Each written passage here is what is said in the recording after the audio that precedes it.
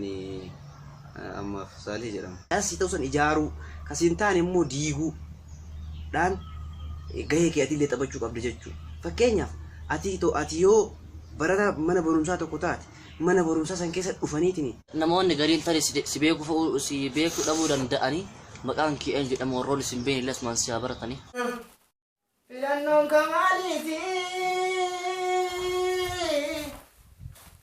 kamaaliiti filannoo barbaachisaa karaan jaraa jallaadha qilee nama seensisaa karaan jaraa jallaadha qilee nama seensisaa qilee nama seensisaa qilee nama seensisaa qilee nama seensisaa. Namoonni gariin na beekuu danda'u namoonni gariis na beekuu danda'u ani amma Salih jedhama. Namoonni hedduun umrii kee kanatti umrii haganatti maal siyaasa seense jedhu fakkeenyaaf anumarraa yoo jalqabe mee maaltu umrii kanaan siyaasa seense? Umrii kanaan maaltu siyaasa seense namoonni jedhan hedduutu jira. Haji Ismii Hisuu Nuyyuu Abbaa Washaa kan jedhamantu jira. Qabsaa duraanii kan jiran Alwaaquu guutuu fa'aa wajjin qabsaa turan beektaa isaan kun nama qabsoo keessatti kawannaa guddaa dandeettii guddaa qabudha. Nama cimaadha namni kun. Osuma qabsaa'an gaaf tokko qabamanii gara mana hidhaa geeffamanii beektaa namni kun. Gara mana hidhaa geeffamanii yeroo jedhan sanitti gaafa mana hidhaa san geeffatanii achi ba'an wanna uummanni yaa'ee isaanii waa guuree qabeenya garagaraa walitti qabee akka isaan qabsoo kana dhiisaniif jecha qabeenya walitti qabee eege gaafa isaan mana hidhaatii ba'a. Hin jaalata uummanni. Haji Ismii ijoolleen keessanis maatiin keessan akkatti rakkataa jira gara jiruu keessanii deebi'aa qabsooytanii isin ga'a kun jedhanii wayitii jarri akkana jedhanii hunda jedhaniituma jaalaa caqasan isaan. Uummanni waan qaaqee haa qaaqu eeganii inni geeffatu eeganii dhageettanii jedhanii jaratu na dhiisaa jedhanii anillee akkasan. Namoonni hedduun siyaasa keessa maa seente jechuu danda'a. Akkamitti ati ijoollummaa kanaan siyaasa keessa seenta jedhan. Garuu mootu siyaasatu sirra dhufa malee ati siyaasa irra dhayitu. Siyaasni kun kan taphatamu warroota dandeettii gurguddaa qabaniin kan irratti taphatu immoo uummata sii kana jechuudha. Sii wallaalaa kana. Kanaafuu siyaasicha san keessa siyaasa sii ta'u qabattee duuka deemuu siyaasa sii ta'u san ijaaruu kasiin taane immoo diiguu dhaan gahee kee atillee taphachuu qabda jechuudha. Fakkeenyaaf ati yoo barata mana barumsaa tokko taate mana barumsaa san keessa dhufaniitiin yoo kasi ajjeesan taate siyaasa keessa seenuu jechuun danda'ama gaafa kana. Obboleessa kee yoo si bira ajjeesan taate dirqama siyaasa keessa seenuun jiraachuuf gayaa siyaasa keessa seenuun dirqama. Kanaaf ani wanti siyaasa keessa seenuuf waan siyaasni ofiitti dhufee na tokkoof malee an dhaqee siyaasan tokko jechuudha. Gabaabinnumaan kana jechuu fedha. Haasaa muummichi ministeera Itoophiyaa Dr. Abiy Ahmad dhiyeenya kana taasisan iyyaaratanii abdiin qaba. Haasaa sanarratti waan jettu qaba. Haasaa samuuna kan Dr. Abiy Ahmad godhan sanarratti namoonni hedduun ajaa'ibanii beeta. Namoonni itti amanan kaleessa Minilik beeta. Nugusa ta'uu barbaade. Waan Itoophiyaa keessa jiru kana hunda walitti qabee ofii nugusa ta'ee bulchuu barbaadee ture. Garuu har'aa kun waan ani rabbi jechuutti nama geessu dubbate beeta. Mootummoonni isaa ganda takkatti bulchatan dhiisi. Itoophiyaan akka addunyaatti akka gandaatti ilaalan. Isaa ganda takkatti tana bulchatin ani rooba roobsise jedhu kana dhiisi. Warroonni addunyaa bulchan. Warroonni qabeenya gurguddaas gahaa harkaa qaban rooba roobsin hin jenne. Rabbiin akka rabbiitti of ilaalle beeta. Kuni doofummaa sammuurraa ka'a.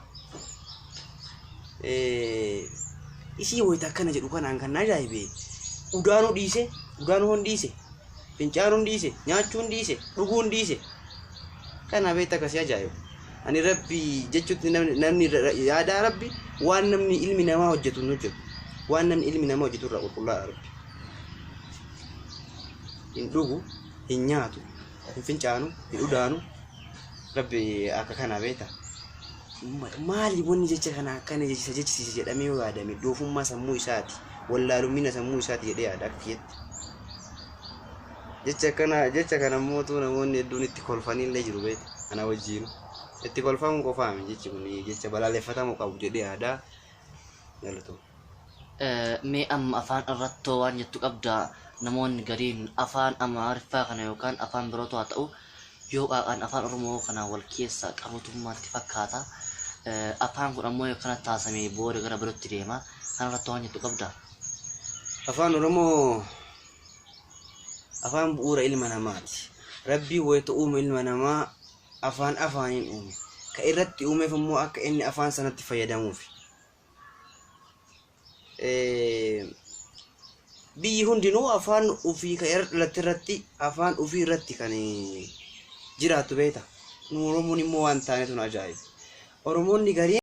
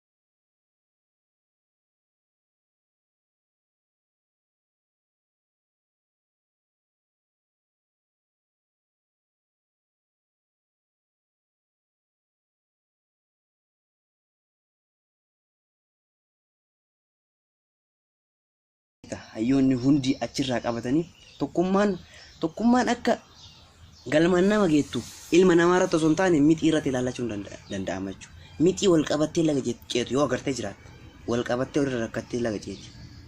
Ilmi namaa kan mixiin akkasii hayawaanni waan akka hin beekne sun wal qabattee laga ceetu. Nu osoo walii galle samii tanan korrachu. Ilmi namaa yoo walii gale wihii deebisuu qofa hin dandeenye malee ilmi namaa walii gale taanaan waan kam hojjechuu danda'a jechuudha. Kanaafuu kan nurraa barbaachisu Oromoo wanti dhabe tokkummaadha kan argachuu qabus tokkummaadha. Haa tokkumneetiin hin galma geenyu jedha Oromoodha. Hayyoota keenyaan wal taane hayyoota keenyaan durfamnee gara fuulduraatti deemuu qabna jedha tokkummaa haa qabaannu jedha uummata Oromooti. Mee ammaan tanaa ololtoonni fi kijibdoonni ummata amantaan gandaan waliin buusaa jiru kan irratti waan jettu.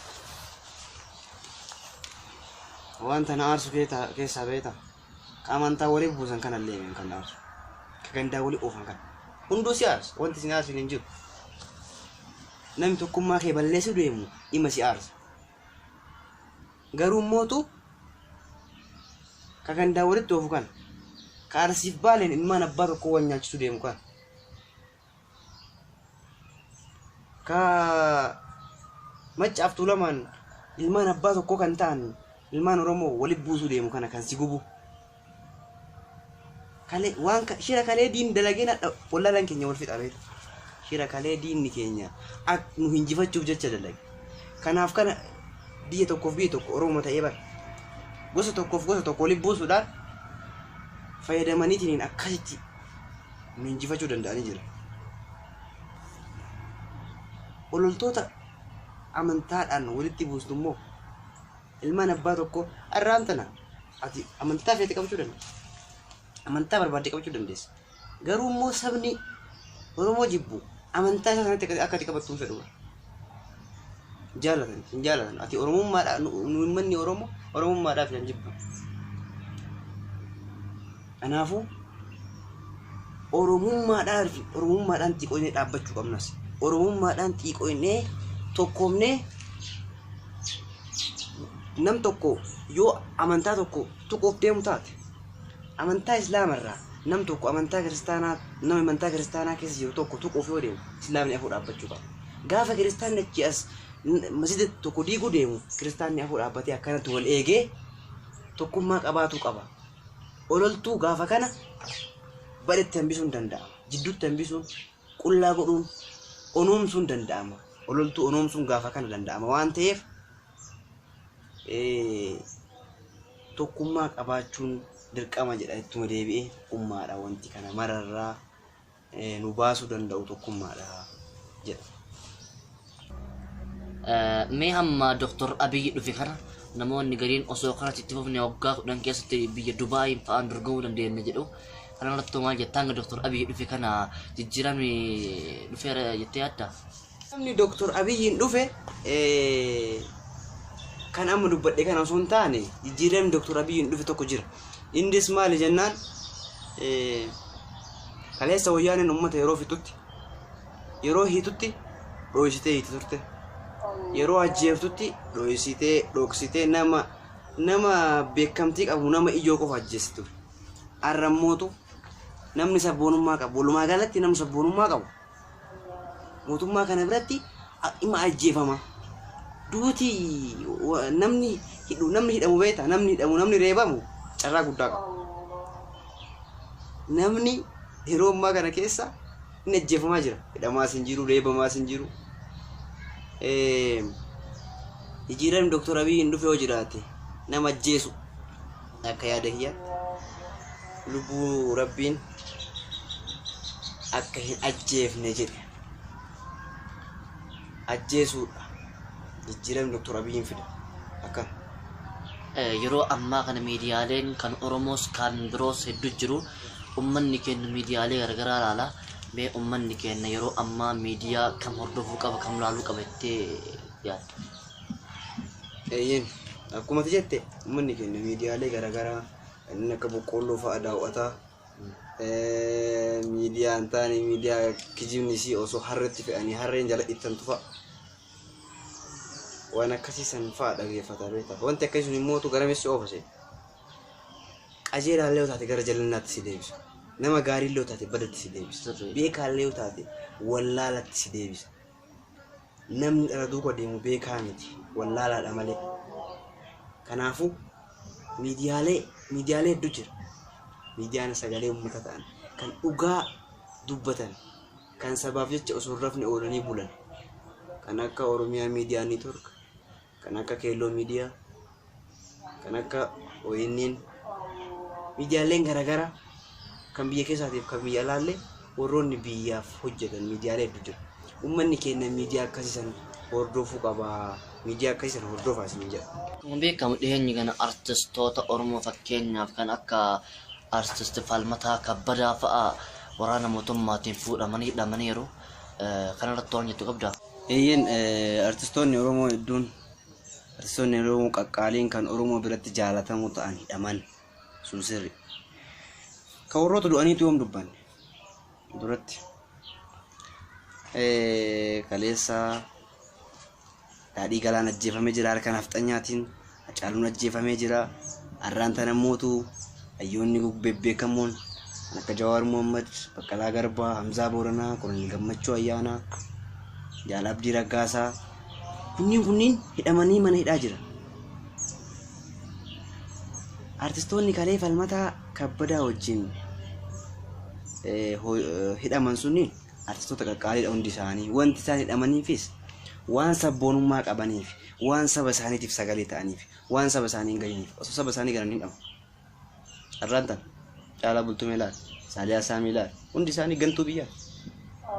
Hin tuqaman. Osoo sabboonummaa qabaachuu baatanii caafiin isaanii hin tuqamu. Walumaa galatti wanti isaan mana hidhaa seenaniif waan sabboonummaa qabaniif. Kalee har'aan tana warroota qaalii kanneen ajjeesan.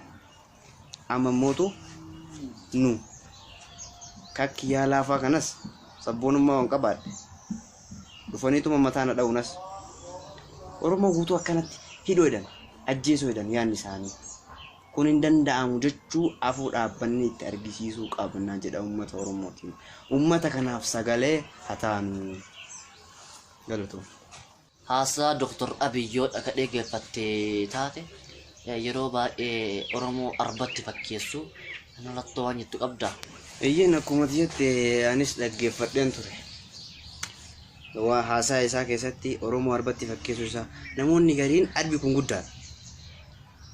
Arbi kun guddaa waan ta'eef Dr. Abiy waan guddatti nu fakkeessan jedhee namni yaaduun jira beeta. Garuu immoo jechi kun keessaa arraba guddaadha. Wanni inni arbatti nu fakkeesseef arbi gowwaadha beeta. Oromoon garuu gowwaa miti qaruuteedha. Qaruuteedha qabummaa isaatti fayyadamin malee Oromoon qaruuteedha. Dr. Abiy kana qofa keessatti hin arrabsine beeta. Yeroo intervii hamma Hacaaluun du'ees OBN irra godhan irratti Oromoo hoollattees fakkeesseef.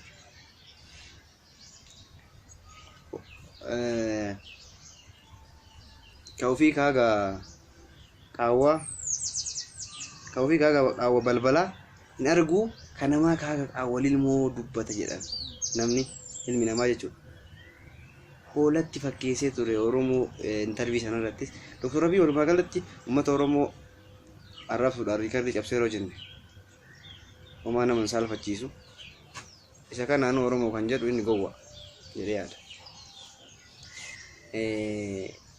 Inni nu arrabsuun immoo nu watakka nu godhu jedhee yaada. Homaallee nurraan buusu homaallee nu dabalu jedhaa galatooma. Sagantaa kennallee gara goolabuutti deemnee jirra. Dhumarratti yoo dhaamsa qabaatte mee kallattii maan gara sagantaa keenya goolabuutti deemnee dhaamsa qabaatte.